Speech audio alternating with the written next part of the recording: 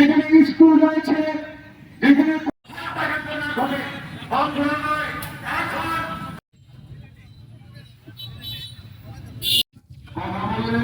অনেক বলা যায়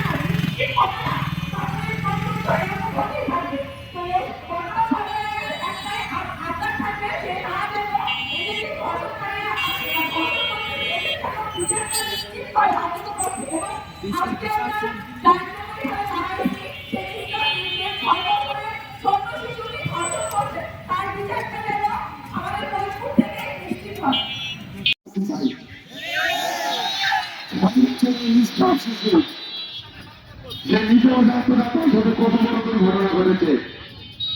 সে যখন এই জানোয়ারের লালসার শিকার হচ্ছে, সে বলেছিল আমি আমার বাবার কাছে বলবো ঘাতক হিসাবে সেই লিস্টটা খুলতে গলাটিকে হত্যা করেছে। সেই ধর্ষণ জ্ঞান্ত হামলায় সেই শিশুকে চিরতরে দুনিয়া থেকে বিদায় করেছে।